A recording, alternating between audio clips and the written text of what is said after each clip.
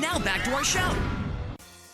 Well, fuck, everyone's dead, but let's see how Goku's doing in Part 2 of Dragon Ball Z Budokai. Goku finds himself in the other world. So, this is where the game's supposed to pick up when you're just playing story mode through the first time. You don't see anything happening with Piccolo. What the hell's up with that running animation?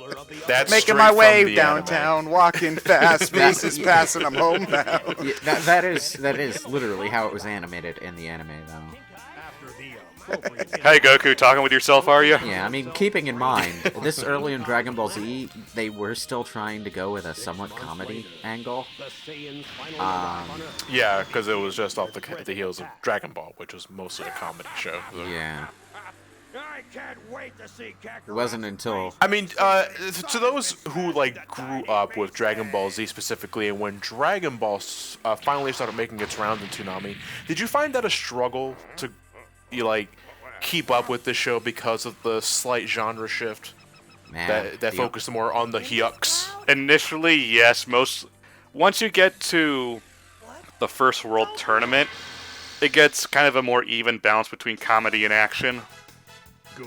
But before that, it is more comedy, but it's very early Toriyama comedy. Yeah, my problem with early Dragon Ball, like the first couple arcs, is that it's all the same joke over and over, and that joke is, heard, don't you think perverts are funny?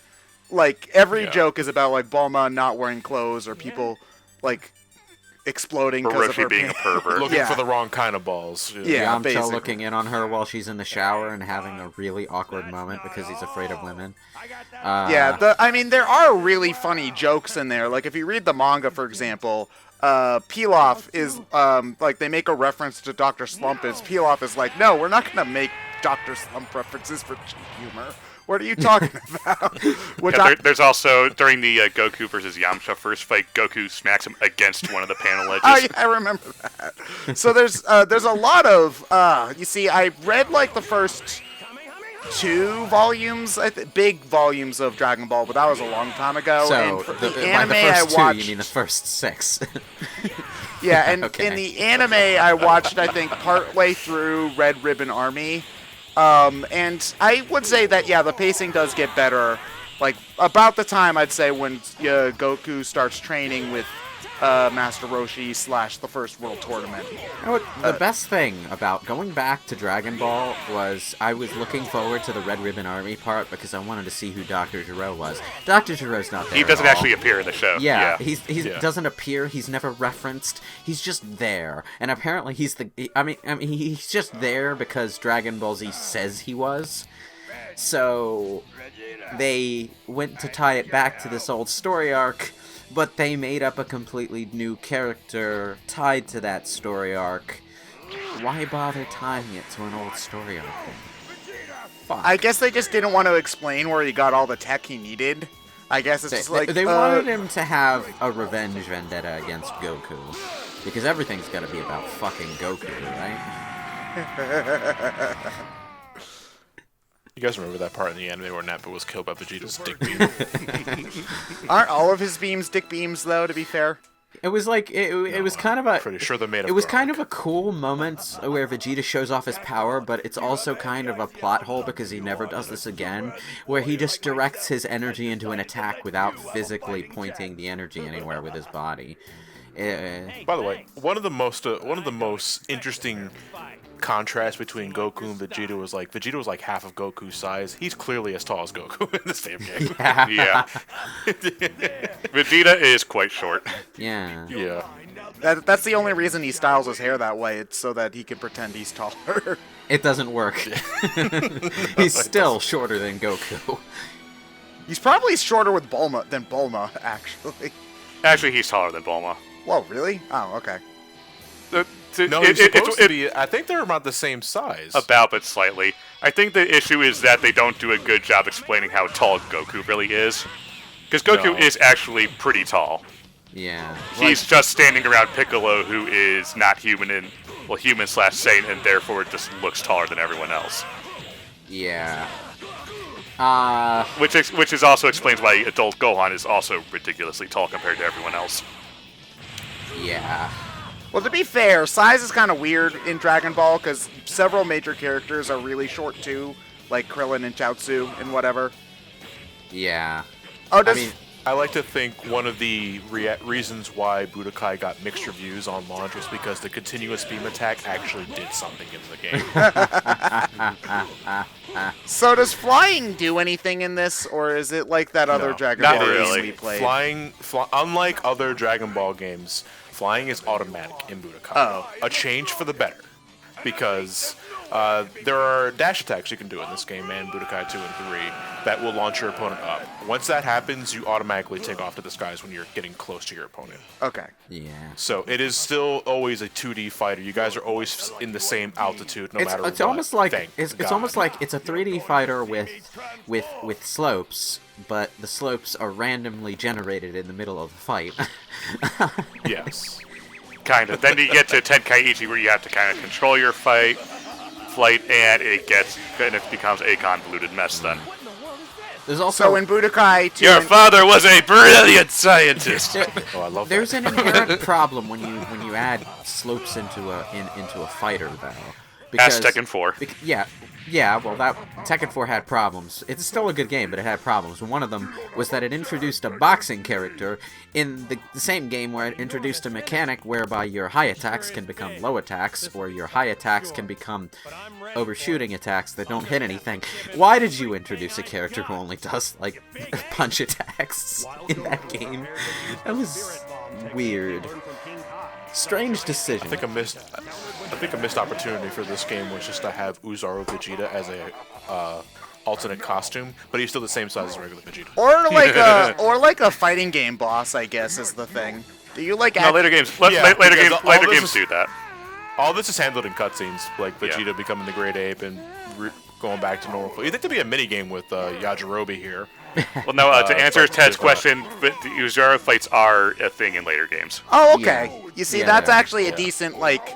As long as they don't have fighting game boss syndrome where they're incredibly frustrating and stupid, you know. It's quite the opposite, actually, because the final boss of Dragon Ball GT Final Bout is Uzaru Baby, and he's too big to really hurt you. Yeah, his punches Like, go right over you. Yeah, especially if you're playing like Kid Goku or Pan, most of the attacks just fly right over your head. This is also a thing that just kind of disappeared from the anime entirely, was the Uzaru form. Well, because none of the Saiyans had tails left at this point. Yeah, like it was a whole big plot thing for him losing his tail in Goku losing his tail in Dragon Ball, Yeah. right? Do they ever yeah. explain why Vegeta's doesn't grow back? Because it's just cut. Toriyama forgot about it. Yeah, he really did. He just. He I believe the forgets. reasoning He was- forgets a lot of things. He forgets a lot of things, and he does a lot of things out of convenience. Yeah. The whole reasoning behind Super Saiyan is because it was cheaper and more cost He efficient. didn't have to ink the character's hair every time. Yeah. Yeah, I had heard that, but you know, like I remember from Dragon Ball that Goku's tail just grows back after a while when you cut it off, and so he just straight up Yeah. forgot that that's supposed to happen with Vegeta and Go. Yeah. Yeah. And Gohan for that Yeah. matter. Oh God. The other thing is, well, that's one thing I kind of like about Dragon Ball GT is that it tried to acknowledge the Uzaru form, the tails, the monkeys, and then it implemented it into Super Saiyan. I still like Super Saiyan 4.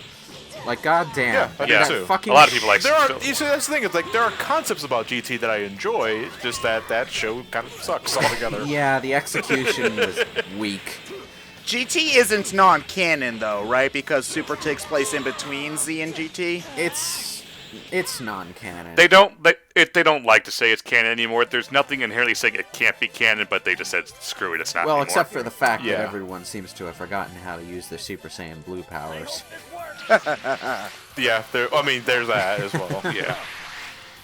I like that. This is our big replacement for Super Saiyan 4. Their hair turns red, and then it turns blue.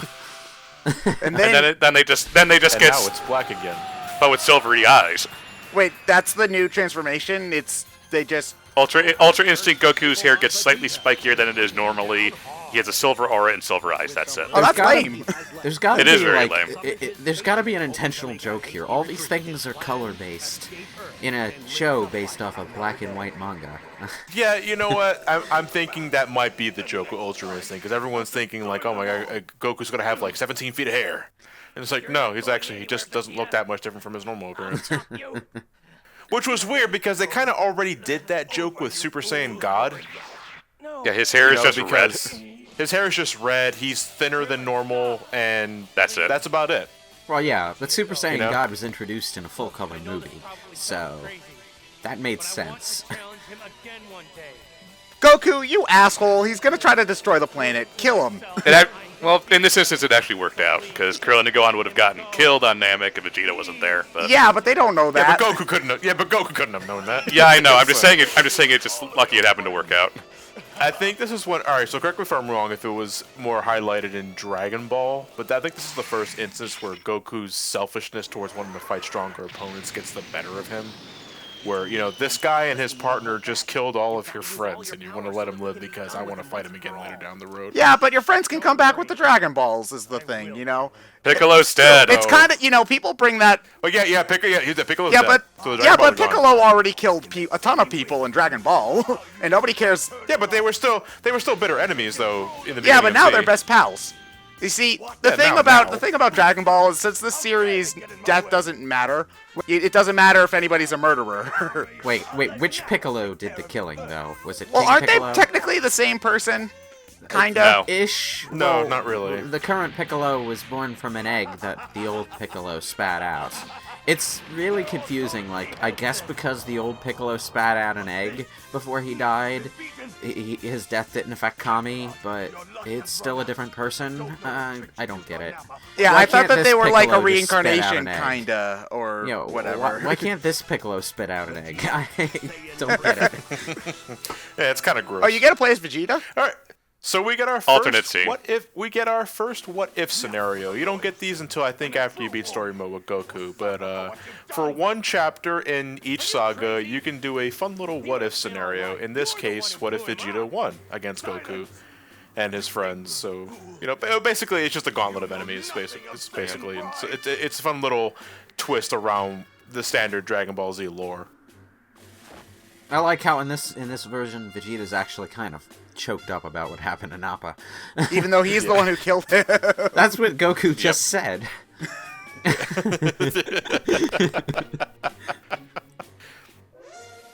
Basically, every action sequence begins with a list of moves that are available in this fight specifically.